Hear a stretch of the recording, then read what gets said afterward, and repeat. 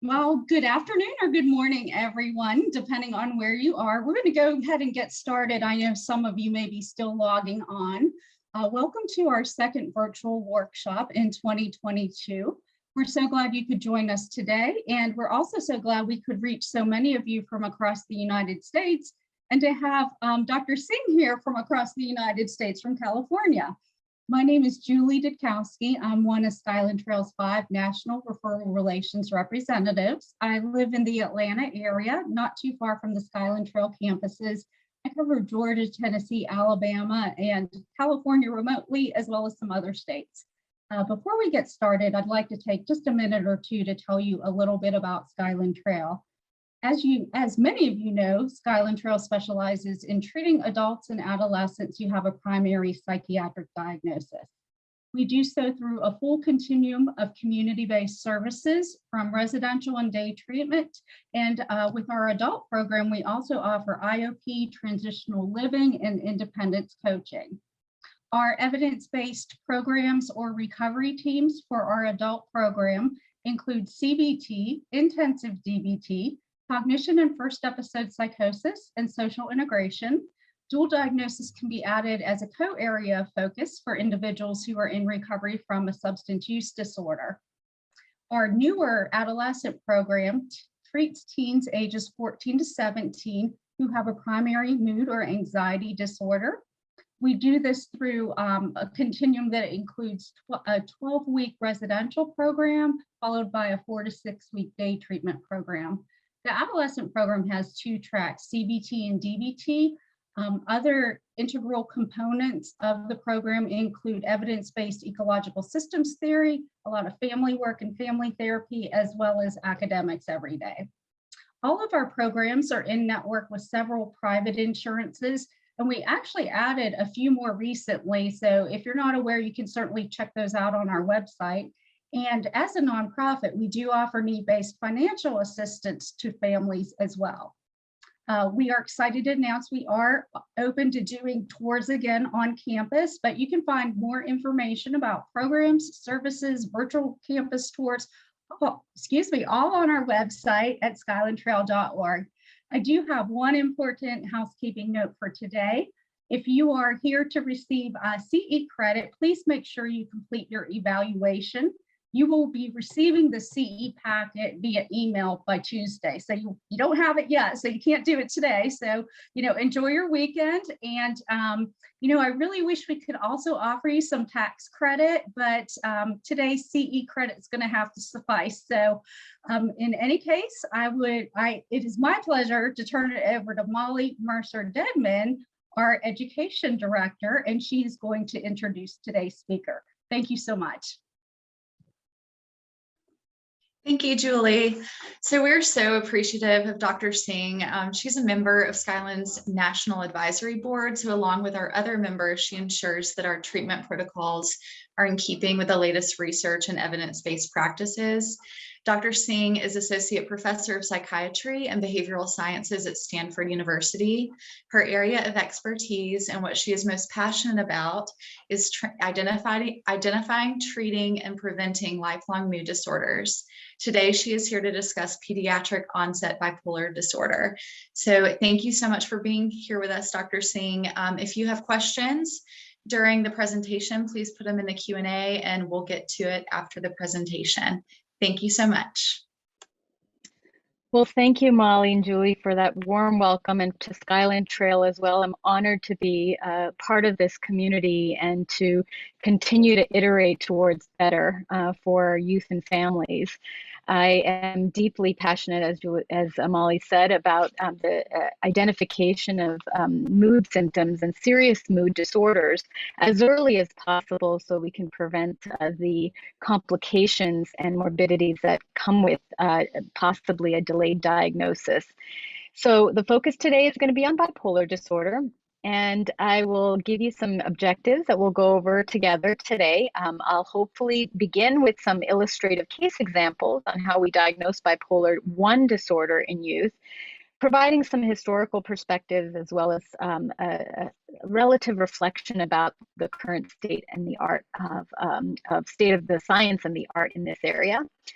We can then leverage that current knowledge so that we can know how to approach treatment, especially early in illness when it can be very confusing in terms of presentation, and pay attention to those key challenges so that we can do a better job iterating towards a better treatment.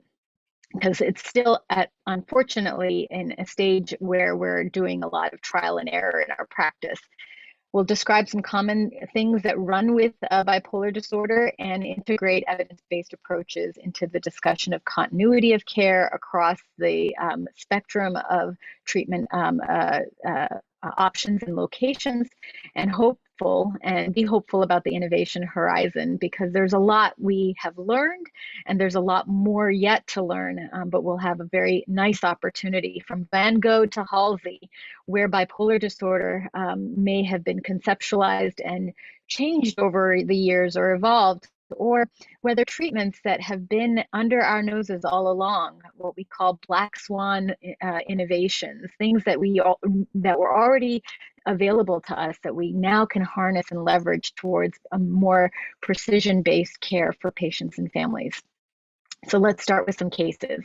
First, I'd like to introduce you to Carlos, who is a 20-year-old man with a history of bipolar 1 disorder. He's a computer programmer and a guitar player, college graduate, hospitalized after a manic episode first with suicidal ideation, and then subsequent hospitalizations had some psychotic features, delusions, primarily grandiose delusions that he was going to be the next Van Halen, and was going to crack the code to be able to land a spaceship on Mars on his own without the help of Elon Musk, and was discharged on multiple different drug regimens at every single hospitalization, and most recently was on valproate and an atypical antipsychotic, or a second-generation antipsychotic, and the second-generation antipsychotic was gradually tapered off over the last year or so because of excessive weight gain. Not an uncommon story, I'm sure, to any of you.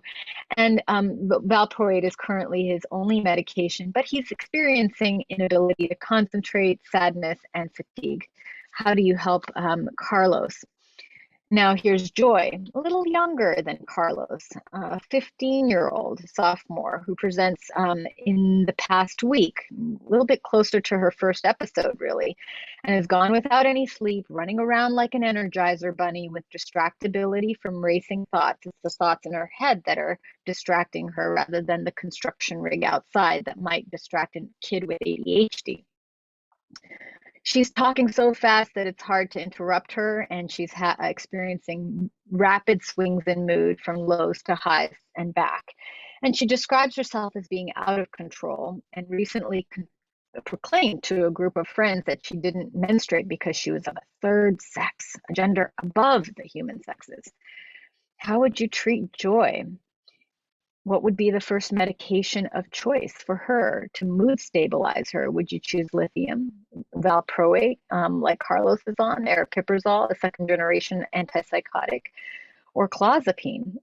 For first episode patients, we have to balance the relative risks and benefits of treatment. We want to acutely mood stabilize. We have to think about what would be the acute strategy versus the more long-term strategy. Because we recognize that bipolar disorders are lifelong conditions. For most adults who live with bipolar disorder, the onset occurs during childhood or adolescence, more likely adolescents, and it's a chronic condition. And when it starts young, it's associated with poorer long-term prognosis and an increased risk for suicide compared to a later onset. It's also frequent.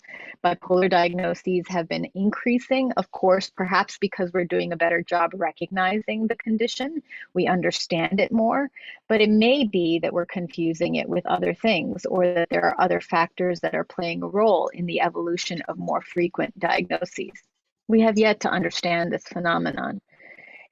Bipolar disorder runs with other things, which can often complicate diagnosis and treatment. It's a chicken and the egg. Did the drug use start first and lead to symptoms that look like mania, or is the drug use a self-medication approach or procedure?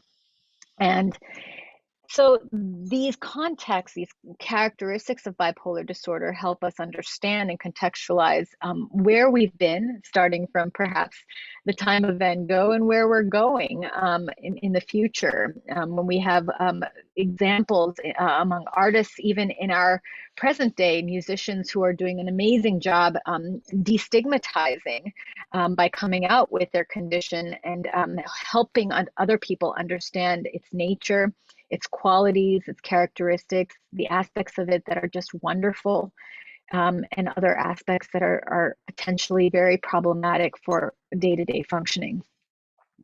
And the challenge, I think, that most people who do live with this condition experience is that they don't achieve full remission even after prolonged treatment.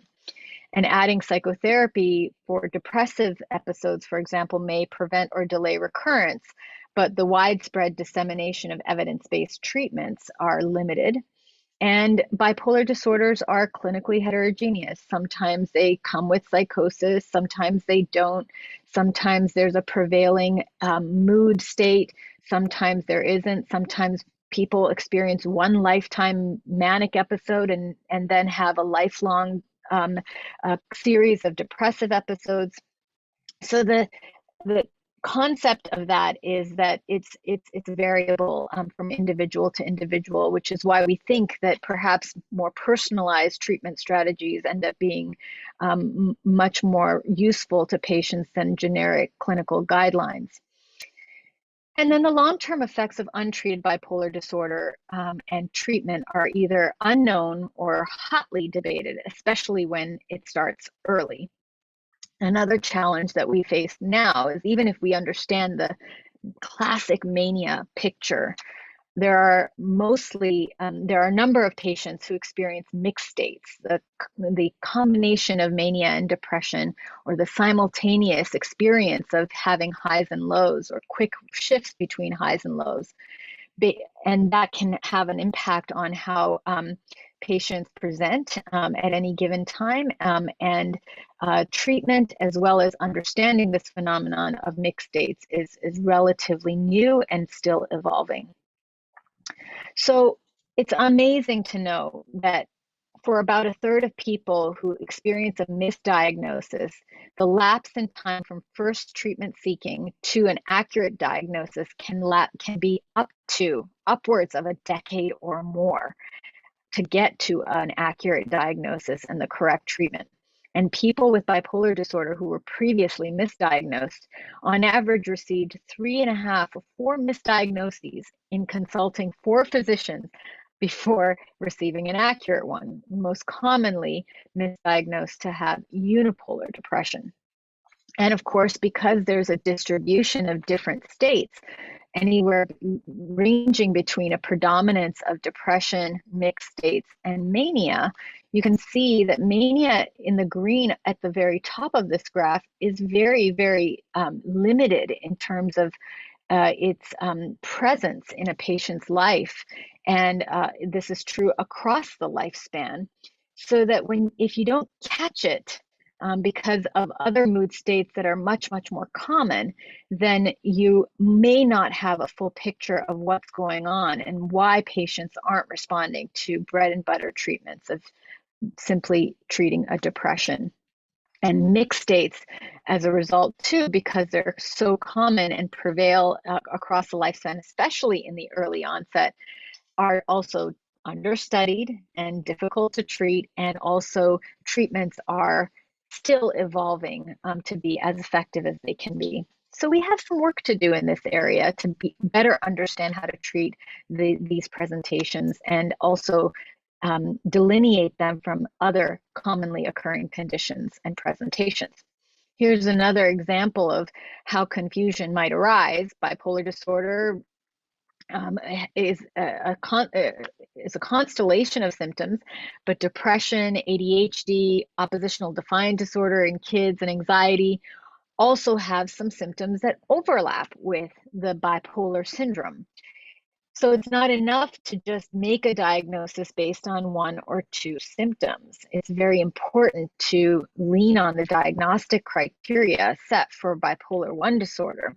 And I often suggest that this is really a great place to start. You can rule out bipolar 1 disorder very easily by being very, very stringent about that criteria, and then understand what symptom manifestations are like after you've ruled out bipolar 1 disorder, and then look to see if there are other symptoms that are much more likely.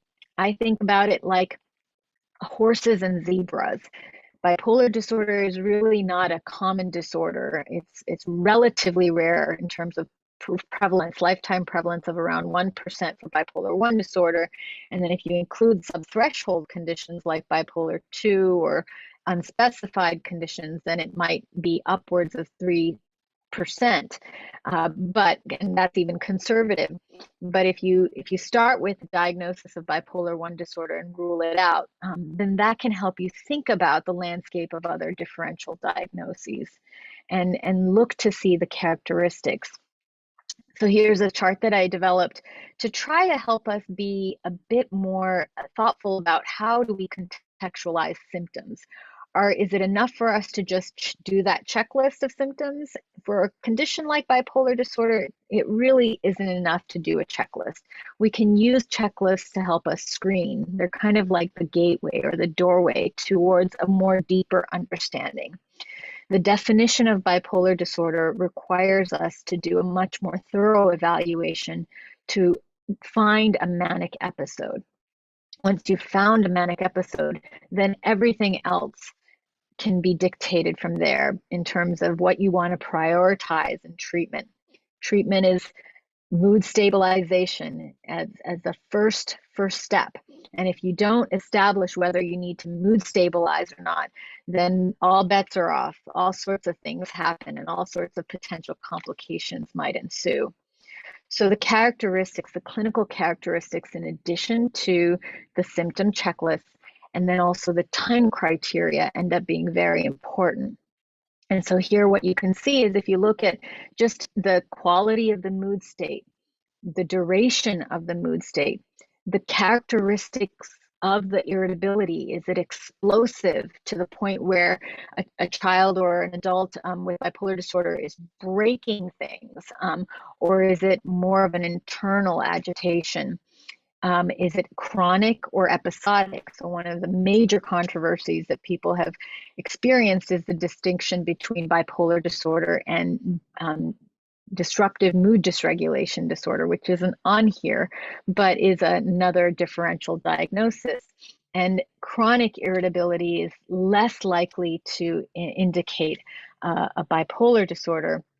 But you can imagine that if someone has chronic, recurrent, episodic, explosive irritability, along with other cardinal symptoms of mania, and meet criteria for bipolar 1 disorder, that should not be missed. So an evaluation of all of these differentials becomes very important, because at the end of the day, DMDD, disruptive mood dysregulation disorder, which is a new diagnosis in DSM-5, is a diagnosis by exclusion of other things. It cannot be due to some other condition, and bipolar disorder is one of those exclusionary diagnoses. So you got to do that first. Everything is situationally triggered. We cannot just say that just because someone has a parent beating up on them, that is a rule out for bipolar disorder. In fact, there are a number of youth with psychiatric conditions who are much more vulnerable to physical, sexual abuse and neglect than the general population. So it's very important for us to contextualize abuse in the context of understanding its role, but also doing a diagnostic evaluation simultaneously. Age of onsets are also useful to understand, but as we know that there are secular trends, puberty is increasingly becoming identified in earlier ages, particularly in Black girls. And so why that's happening and why we're evolving towards earlier puberty and earlier pubertal maturation is something for us to consider, and then contextualize the onset of psychiatric disorders in that context. So it's there are debates about whether or not bipolar disorder could even begin pre-pubertally. And if those secular trends are true, then why couldn't bipolar disorder, like any other psychiatric disorder, begin earlier? And then what happens with treatment becomes a very important contextual factor and potential clue for you as a clinician. So thinking about that and sex differences and what kinds of treatments help versus potentially harm patients is an area that I'll kind of begin to cover in more depth over the next few slides. Sex differences are certainly an issue. So just to give you an example, in adult bipolar disorder, you can see that the first episode in women tends to be more depressive, and you can see a little bit more of an imbalance there, whereas the first episode in men with bipolar 1 disorder tends to be a little bit more distributed between manic and depressive. And so this can easily lead to sex differences in terms of identification of bipolar diagnoses in individuals who present. So, because there's debates about this, I want to just round off our discussion about what are the relative harms of missing mania versus calling something that it isn't. So false positives and false negatives are very common. We're human, we make mistakes, and we need to iterate towards doing less of that if we can, by sharpening our clinical skills and also sharing our own experiences and understanding of the condition with each other. So this is where I really feel very deeply passionate about engaging with you in these educational activities, because I do think that the dialogue about your experience interacting with patients and families is going to be a very important part of how we understand this condition and approach its identification and treatment. So certainly if you misdiagnose bipolar disorder, you might imagine that it might delay the diagnoses, the onset of consideration of other diagnoses that are more likely. And that's why ruling out bipolar 1 disorder can end up being a really useful exercise. People might be exposed really young, especially to inappropriate treatments. Kids getting second generation antipsychotics super young because there's a misdiagnosis of bipolar disorder is something none of us want. And we do need to exert caution about making sure that we actually evaluate for criteria systematically and don't necessarily make a diagnosis or an inference for a bipolar disorder diagnosis without meeting criteria. And so single symptoms or checklist of symptoms like mood swings should not trigger us to think about making a diagnosis of bipolar disorder or treating it with a mood stabilizing treatment or a second generation antipsychotic. And for that matter, patients and families don't want to be stigmatized or labeled with a diagnosis that they don't have. So these are issues that people have raised, and I'd urge you to take a look at that side of the argument. And it's a very important point for us to be cautious and careful, especially early in childhood where the diagnosis may be unclear. But there are some problems with denying a diagnosis of bipolar disorder as well. In kids, there are challenges with false negatives too. What if you miss it? What happens if you miss it? Well, delays in the diagnosis, and you can see from before that they can be upwards of a decade or more for clinicians on average before you get to the right diagnosis. Multiple failed and sometimes inappropriate treatments. Sometimes we start without screening for mania. We might start and start earnestly with an antidepressant to treat what we think is unipolar depression, and perhaps induce a mania inadvertently. And we may not be able to get to better treatments if we don't think that there are kids out there who might have this condition. And there's no resolution of ambiguities if we deny the diagnosis, because we don't think it exists, whether it's because a patient denies it in their self-report or our clinical observations lead us to believe that it just doesn't exist in kids. if we believe depression can exist in kids, why can't anything else?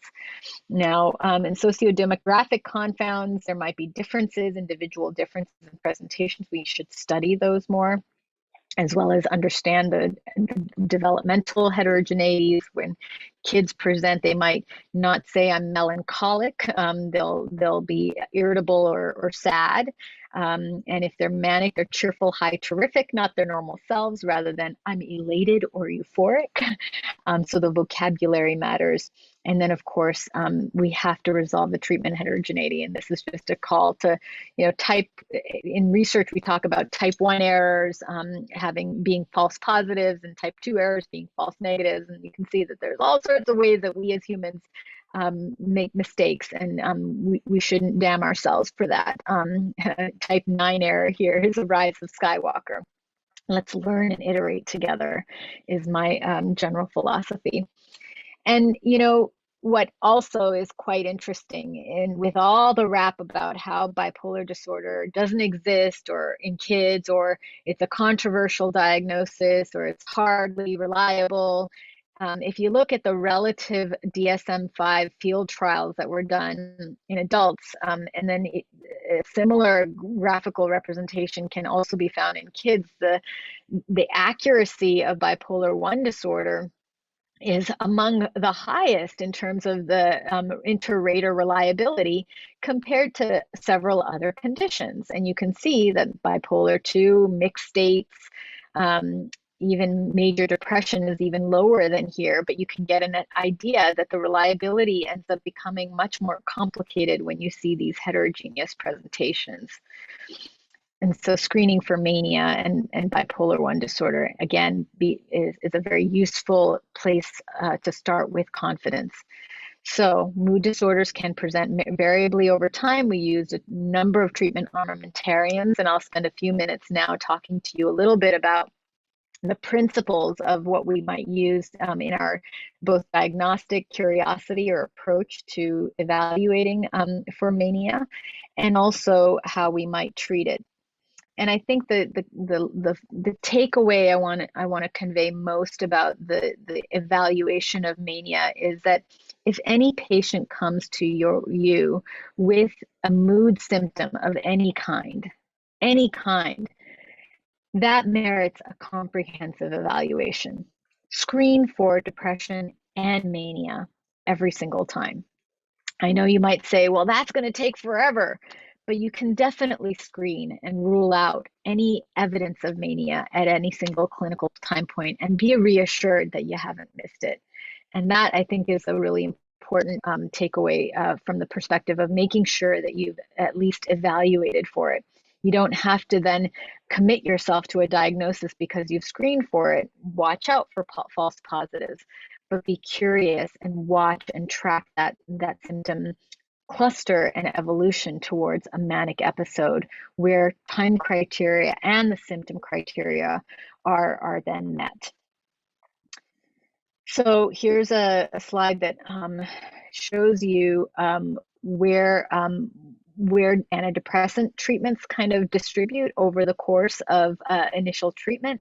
This is a relatively old database, but this I think remains to be somewhat true that the distribution generally falls for individuals with bipolar disorder towards a first treatment with an antidepressant, followed by mood stabilizers, sedatives, and antipsychotics. And certainly the patients I see who have gone through several misdiagnoses come to me on 3 or 4 antidepressants, plus maybe a whiff of a mood stabilizer or second generation antipsychotic, and are struggling to continue to have breakthrough anxiety, agitation, mania symptoms, difficulty sleeping, and very, very limited response to antidepressant therapy. And it's true, too, that for adults with bipolar disorder, use of antidepressants really confers no additional benefit than mood stabilizers alone in adults with bipolar 1 or 2 depression. And you can see that this is true even at a 6-month follow-up for primary effectiveness. So if antidepressants aren't the first treatment to try, then why are we giving it so often? Here's another problem. Polarity switches are common with adjunctive antidepressant therapy in bipolar 1 and 2 disorder. And this is true in adults, and I'll show you the data in kids. And there's no, this graph seems to suggest that one antidepressant, bupropion here, is less manicogenic than another, but really all of them have some propensity, and the data on which one is less manicogenic is still very, very unclear. More suicide attempts during antidepressant monotherapy has been observed than with mood stabilizers in patients with bipolar disorder. And if you have a youth who's presenting with depression, who might, for example, have a bipolar family member, how do you treat them? Well, of course, you should start with psychotherapy first. Do no harm. But then what? Should you use quetiapine or another second-generation antipsychotic like aripiprazole or lorazepam, or go straight to lithium? Well, it turns out case reports in kids also suggest that antidepressants in kids can lead to treatment emergent hypomania or mania. Several case reports have now demonstrated it, and no antidepressant seems to be less manicogenic. Symptoms appear to appear anytime during the treatment course, ranging between 2 weeks to a year. So it can happen anytime. You're not out of the woods after a certain treatment course necessarily. So it's important to do iterative evaluation. And in about a fifth of the studies that were reviewed in case reports, a family history of bipolar disorder increased that risk of having an antidepressant-related adverse event. And it's very clear that the younger you are, the more likely you're prone to side effects, generally speaking, but it's also true in the context of this phenomenon, that if you're younger and have a family history and have perhaps a vulnerability towards side effects from medications, then the antidepressant treatment course may not go well for a variety of reasons. So we're looking at this question very carefully in collaboration with the University of Cincinnati, and we're just finishing up recruitment for a multi-site study looking at the potential benefit versus safety of escitalopram in kids who present with depression or anxiety. Bread and butter, you would treat it, FDA approved down to age 12. Escitalopram is for the treatment of depression, and see if kids who have a family history of a bipolar 1 first degree relative and have depression and anxiety, whether Lexapro or escitalopram is safe to use. And we'll hopefully be able to give some guidances about how do we address this complex issue from a treatment perspective, because in our pilot data, not only did we see this increased propensity towards side effects in family history positive kids, but we've also seen that that their brains were more active, particularly in the area that's a fight or flight region of the brain called the amygdala, and that the amygdala even had smaller volumes compared to youth who didn't experience an antidepressant related adverse event. So this is an important area that merits further consideration, and I hope you'll stay tuned for guidances on that, because I think that a combination of risk factors confluent together might predispose some kids over others. And it's very important to have sort of that kind of a framework in mind when you're thinking about evaluating youth and with the possible diagnosis of bipolar disorder, because their brains are vulnerable to a number of things. They're vulnerable to environmental stress, to symptoms, to their genes, to inflammation. Now with COVID, we're thinking about inflammation in much more nuanced context. And our brains might, for example, be predisposed and vulnerable and express emotion dysregulation, cognitive impairment, psychosocial dysfunction that might lead to an episode development, or it might find a way to adapt or remodel. And maybe treatment is also playing a role in that adaptive remodeling. So our model for understanding how bipolar disorder evolves over the course of the lifespan must take into consideration all of these factors. And if we want to treat bipolar disorder across the lifespan, then we have to think about it from a preventive perspective, because a lot of patients and families ask us, Doc, how long do I need to be on this treatment? And if we know that bipolar disorder in its classic form is a chronic and recurrent condition, then our efforts need to be to prevent that next manic episode. We can do this through a variety of different stages of prevention. And in medicine, we talk about primary, secondary, and tertiary prevention. And in the primary prevention domain, we really need to find more biomarkers. We need that blood test to tell us, or something that tells us more about the activity levels, or the sleep dysregulation, or the components, the classic components of symptomatology that really are cardinal features of a manic onset, so that we can preemptively find it and prevent it, perhaps from ever reaching a threshold. We need to do secondary prevention and preemptively treat the people who have maybe subthreshold forms of the condition, maybe some bipolar 2 or unspecified bipolar disorder, so hypomanic symptoms that might be bubbling but not quite meeting criteria for classic bipolar 1 disorder. And then for those who have bipolar 1 disorder, we need better treatments that predict and track outcomes, both for depression and mania. And so in the primary domain, we focused at Stanford on both thinking about how our brains are at risk, but also how they're resilient. And I'm grateful to my colleagues at Mount Sinai for providing simple infographics about really common things, common and common sense areas of capacities, of our own individual capacities. And you can take a look at those here. But we define resilience as a complex and dynamic process, the ability to adapt successfully to adversity, stressful life events, significant threat, or trauma. And it's on a continuum and can be cultivated with the potential for change across the lifespan. And in our work, we used a family model. Family studies are the way that we study or understand primary, secondary, and tertiary risk for bipolar disorder. We took children of parents with bipolar 1 disorder, and we compared them to children of parents with depression, unipolar depression, and children of parents without any psychiatric conditions. And we followed them over time and looked at their brains. If you tried to distinguish these kids from each other, you wouldn't be able to without understanding what their family histories were, because behaviorally they were all assessed at a stage of health at baseline and then followed over time. And about a third of those kids have now gone on to have developed, the kids with bipolar family histories and unipolar depression family histories have gone on to develop some sort of mood disorder, mood or anxiety disorder.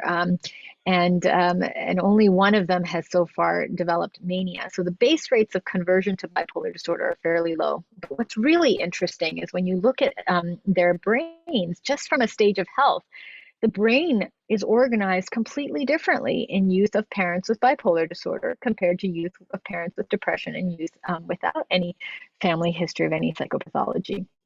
How is that possible? Without any psychiatric symptoms, is the brain already predisposed? It looks like our findings are suggesting that is the case. And it's also interesting to note that we've discovered that the kids who have a bipolar family member also show evidence of brain plasticity and adaptation. The more connections they have, almost more so than other family history groups, suggest compensatory mechanisms. And it's turning out that those compensatory mechanisms are predicting more resilient outcomes, like more pro-social behaviors, the capacity to make and keep friends. And over time, we're recognizing that capacity, that intrinsic capacity towards being more social, might be a way for us to intervene and prevent bipolar disorder from occurring. We had this hunch when we did evaluations of youth offspring of parents with bipolar disorder who already developed some symptoms and needed some psychotherapy. So we partnered with David Miklowitz, and we saw some early signs that family-based psychotherapeutic interventions and psychoeducation actually do improve the brain's cognitive capacities, and as demonstrated by increases in activation in the prefrontal cortex while processing emotions. And those increases in activations actually corresponded to improvement in symptoms. We then did a larger study, and you can see that what we did in terms of the treatment itself is randomized youth offspring or youth with bipolar family histories who already had symptoms to either psychoeducation alone or adding pro-social skills training like communication skills and problem-solving skills, all skills you need to make and keep friends or be adaptive in a family. And if you do that, you combine the three modules, education, communication skills, and problem solving, you get family-focused therapy. Half the kids got family-focused therapy and half the kids got simply education. And what we found was that the kids who got family-focused therapy compared to enhanced care, initially, they all looked the same. They looked like they responded equally well to both interventions. So even simple psychoeducation can really go a long way to reducing mood symptoms. But if you look year or two out, the kids who got the family-focused therapy actually had delays in the recurrence of depression recurrence. So here is an example of how prevention is working. And it's also illustrating how you must go beyond the acute treatment phase to really understand the impact of psychosocial interventions in youth. It's not enough for us to just look in the acute phase and resign ourselves to believing that we've had a failed trial because no separation from active treatment and the control condition. If we just looked in the first few weeks of treatment, we would have concluded that both are equally good. But then when you follow kids out long term, you begin to see the separation. So that's very exciting for us, and we're continuing to think more about this, how this intervention of family-focused therapy is working. If you just look at the brains at rest in these kids and compare them to healthy controls or the kids who just got psychoeducation alone, turns out that there's also some plasticity happening, and that plasticity, that increase in connectivity between areas of the brain that are really important for emotion regulation and areas of the brain that are ruminate, that control rumination, are more connected, more deeply connected after family-focused therapy compared to psychoeducation alone or compared to healthy controls. And that increase in connectivity corresponds to improvement in mood symptoms. So we think that psychotherapy in this context is playing a very important role in cultivating prosocial behaviors, possibly improving emotion regulation in these kids, maybe targeting the family system by targeting the parents' expressed emotion, improving the quality of the family relationships, and also enhancing adherence to medication. But most intriguing is the idea that psychotherapy in kids can actually have an effect on brain function and brain plasticity. But it's not just important for us to change the brain so we can change the outcome. Kids don't come to us necessarily for just symptomatic improvement. They're academically failing or they have poor quality of life. So we want to go beyond those outcome measures to more in-depth measures. And for sure, I think that the way that we need to conceptualize the next randomized controlled trials that we do to understand treatments and how they work, appreciate that there are many components of treatment efficacy in randomized controlled trials. And the natural history or regression to the mean, the specific effects of the treatment, the non-specific effects of placebo, all contribute to how a patient responds to treatment. And that multimodal treatment ends up being a very important way for us to prevent long-term impact of the negative impact of these conditions. So here's the Fda landscape, and I'm going to round off my talk at this point just to kind of show you that there is a really, really extensive evidence base for treatment of bipolar disorder in adults, with some clear unmet needs for bipolar depression and longer term treatment. And the landscape is relatively well developed in pediatric bipolar disorders too, down to the age of 10 and even 7 for lithium. But for most medications that are approved, you have approval down to the age of 10 for many of them.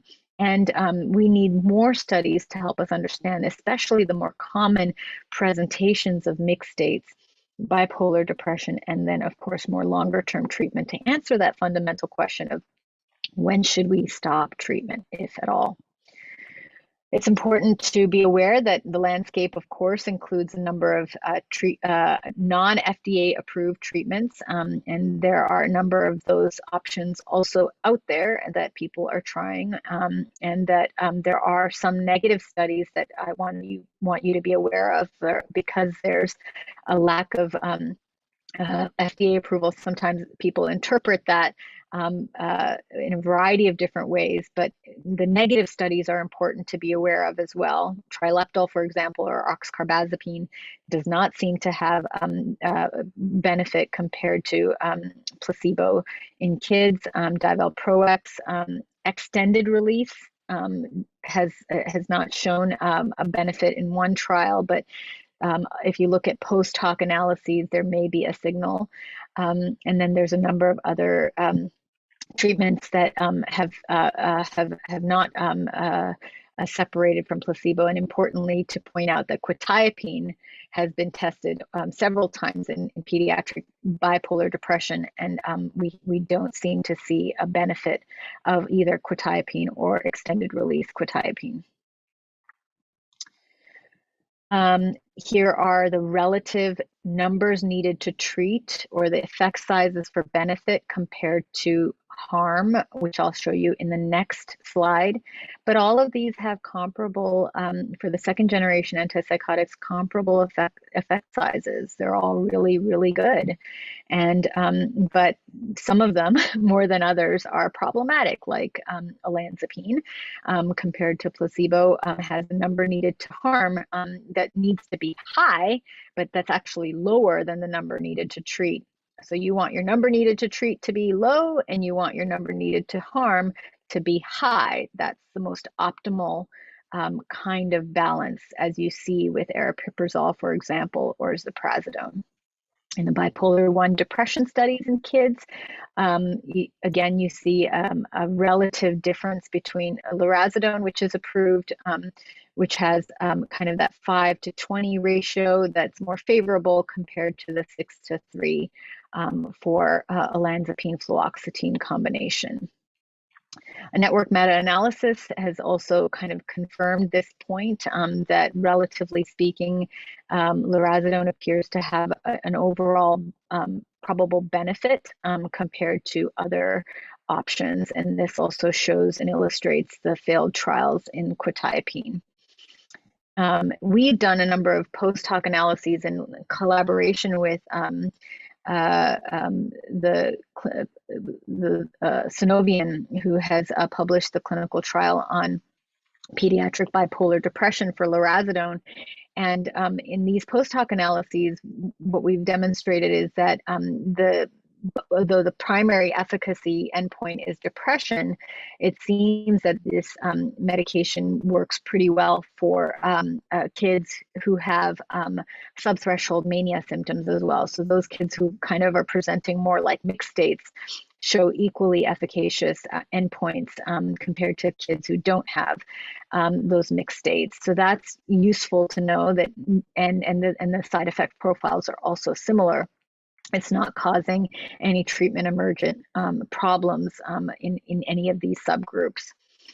It's also true that it looks like, and this is a more recent sub-analysis that I think is really interesting, that there may be certain cardinal symptoms that lurasidone may be helping to facilitate treatment response. So even though depression is the primary outcome, and overall it looks like it's working to meet that primary outcome, it may be that primary outcome or a result may be driven by certain key symptoms. And the key symptoms that seem to be really, really important are a combination of decreased need for sleep in the context of mania, and a reduced sleep in the context of depression and irritability. These cardinal symptoms almost serve like bridges between these two mood states. And the efficacy seems to be driven by that, because bridge symptoms seem to moderate both the acute and long-term treatment effects of lurasidone. So if we can treat the sleep disturbance and the irritability as a primary target or, kind of a focus of the depressive syndrome or state in pediatric bipolar depression in kids, we may do a better job with lurasidone than with placebo. And there's other pipeline studies out that I think you should be aware of, or studies that have been done long ago that have demonstrated some efficacy in kids that you might be thinking about. So those are listed here. And very important last point to make about lithium, and that it is, if you do see a child, a youth who has developed bipolar 1 disorder and really meets criteria, very clearly meets criteria, mood stabilization with lithium has been demonstrated to be efficacious without any commensurate weight challenges, and also in adults to be mindful in contextualizing that it does decrease the risk for suicide. And I have seen that in my patients who are quite suicidal with bipolar disorder, and treatment and mood stabilization with lithium seems to ameliorate or attenuate that suicidal thinking. Here are some contemporary challenges that we do still have. We don't have a lot of quick, I guess you could say, serendipitous findings that we can just latch on to. The tools that we have are increasingly needing to be nuanced and complex, but we have some strategies that we can think about that keep this patient at the center of our consideration, think about their functional and quality of life considerations. And I think it's very important for us in the next generation of studies that we do to investigate interventions that improve adherence. Bipolar disorder can be evaluated early and reliably. There are effective, safe, and sensible preventive, pharmacological, and psychotherapeutic interventions. More combination, comparative effectiveness, and maintenance studies are needed, as well as long-term outcome studies. And we are resilient, so we need to know when to treat versus just allowing tincture of time or adaptive mechanisms to kick in. And that, I think, we can figure that out. I think we'll have solved the prevention problem for sure. With that, I'd like to acknowledge our village and invite you to ask any questions. And I'm very, very grateful for the opportunity to engage with you today. Thank you. Thank you so much, Dr. Singh. I have a few questions for you from the chat. So let's start with some of the questions around differentiating the diagnosis. Hypomania can look like ADHD hyperfocus. So how do you distinguish the difference? It's a great question, and I have a graph that I wish I had easily accessible that I could show you, but it's a Venn diagram that shows the overlap between bipolar disorder and ADHD. And I think just from a clinical perspective, there are a number of ways that I distinguish bipolar disorder from ADHD. There are clinical features that help me think about, and certainly with the appreciation that bipolar disorder can run alongside ADHD as well, but so that's why it becomes so important to look for mania and manic episode. But for kids who have bipolar disorder related distractibility, that distractibility is internal. It's the racing thoughts in their head that keep them preoccupied. So that characteristic, that qualitative characteristic, is very important to distinguish. Whereas a kid with ADHD, flipping the pen around, construction rig outside, it's the external, it's the environment that's often distracting. A kid with bipolar disorder, it will be, driven to doing things and probably will, get in trouble for that goal-directed driven behavior, whereas kids with bread and butter ADHD usually lose interest, perhaps get distracted, and don't necessarily do things in a driven way, but do it in a way that's actually for the fun of it. They don't intend to do things, to make mistakes or to harm others. Whereas some kids with bipolar disorder will be very, very premeditated and aggressive in terms of their goal-directed aggression. And the hyperactivity qualitatively, again, looks different in that way. That irritability is more explosive, and much more profound compared to the oops, didn't mean to do that kind of deal that you see in kids with ADHD. Kids with ADHD seem to respond very well to stimulants, whereas kids with bipolar disorder who don't have adequate mood stabilization first might actually experience more worsening of symptoms, and so that can sometimes also be a clue. So here's an example of ways that you can take that chart that I had shown about relative considerations into account, into thinking about the characteristics of how these symptoms present, rather than just simply checking off their presence or absence. Great, thank you. Another question that came through a couple times are the differentiating bipolar and borderline personality disorder in young adults and teens. Yeah. No, this is another area because both bipolar disorder and borderline have quintessential emotion dysregulation challenges, but I think, again, the characteristics of those dysregulations are a bit different. And I think one of the key features that I would appeal to in terms of differentiation relate to the episodicity that I see in kids with bipolar disorder. You don't really see inter-episode dysregulation as much. If they're effectively mood stabilized, they're able to manage and regulate their emotions fairly effectively, which is not often the case in kids with emerging or evolving personality disorders. We don't officially diagnose personality disorders. I know that we have recognized and appreciate their roots in attachment theories, as well as their evolution in adolescence. And for a lot of people, the inference has become that if it's a treatment refractory depression case, assume that it means it's a borderline case. And I'm just not sure that we can hang our hat up on that kind of conceptualized framework if we haven't first ruled out a manic episode.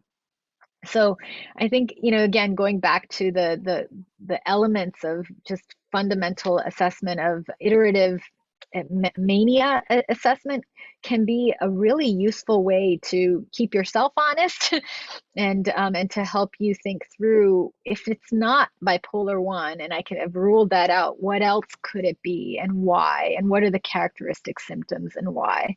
So those, just like I did the Venn diagram for ADHD and bipolar, I suppose you could do a similar one for borderline and bipolar. Maybe I'll do that. It's a good idea maybe that you guys have stimulated me to think about, because I do think that the characteristics of these conditions qualitatively are different, and the features are different when they are constellations together.